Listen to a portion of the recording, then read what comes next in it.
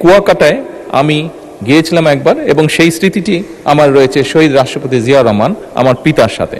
সেজন্যই স্বাভাবিকভাবে এই অঞ্চলের প্রতি কিছুটা হলে আমার একটি দুর্বলতা রয়ে গিয়েছে। মাননীয় সদস্য এবিএম মোশাররফ হোসেন, পটুয়াখালী ৪ উত্থাপন করুন। মাননীয় স্পিকার, আপনাকে ধন্যবাদ আমাকে সুযোগ দেওয়ার জন্য।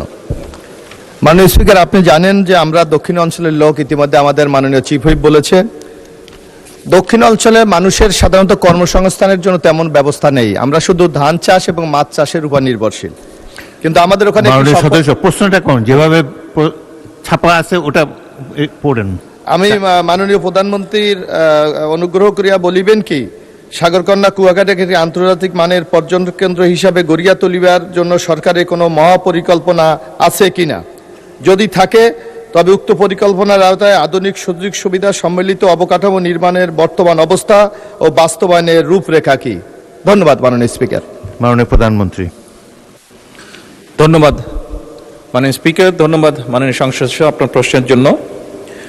বাংলাদেশের পর্যটন খাতকে দীর্ঘমেয়াদী, টেকসই এবং পরিকল্পিতভাবে এগিয়ে নেবার লক্ষ্যে বর্তমান সরকারের সুনির্দিষ্ট কিছু প্রতিশ্রুতি রয়েছে। বেসামরিক বিমান পরিবহন এবং পর্যটন মন্ত্রণালয় জাতীয় পর্যটন মহাপরিকল্পনা প্রণয়নের লক্ষ্যে এরই ভিতরে কাজ শুরু করেছে। এই মহাপরিকল্পনা প্রণয়নে কুয়াকাটার প্রাকৃতিক সৌন্দর্য রক্ষা এবং পর্যটন খাতের উন্নয়নকে বিশেষভাবে আমরা গুরুত্ব দিতে চাইছি। একই সাথে পটুয়াখালী জেলার কুয়াকাটা, মাননীয় সংসদ সদস্য, এখানে আমি একটি বিষয় উল্লেখ করতে চাইছি যে এই কুয়াকাটায় আমি গিয়েছিলাম একবার এবং সেই স্মৃতিটি আমার রয়েছে শহীদ রাষ্ট্রপতি জিয়া রহমান আমার পিতার সাথে। সেজন্যই স্বাভাবিকভাবে এই অঞ্চলের প্রতি কিছুটা হলে আমার একটি দুর্বলতা রয়ে গিয়েছে।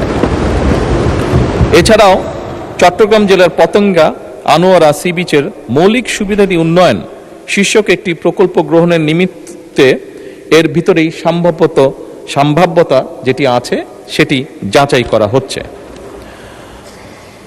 মাননীয় সংসদ সদস্য, মাননীয় স্পিকার, আপনাদের অবগতির জন্য জানাচ্ছি, গৃহায়ন ও গণপূর্ত মন্ত্রণালয় কর্তৃক কুয়াকাটা সংলগ্ন 7টি উপজেলা গলাচিপা, কলাপাড়া, রাঙামালী, বরগুনা সদর, পাথরঘাটা, আমতলী এবং তালতলী নিয়ে Payra Kuakata comprehensive plan focusing on eco tourism শীর্ষক গৃহীত পরিকল্পনা বাস্তবায়নের জন্য বর্তমান অ্যাকশন এরিয়া প্ল্যান তৈরি করা হচ্ছে।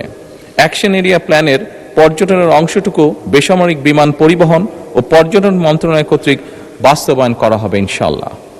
এটি চূড়ান্ত হলে কলাপাড়া উপজেলাস্থ কুয়াকাটার পর্যটন খাতের সামগ্রিক উন্নয়ন ত্বরান্বিত হবে বলে আমরা আশা করি মাননীয় স্পিকার।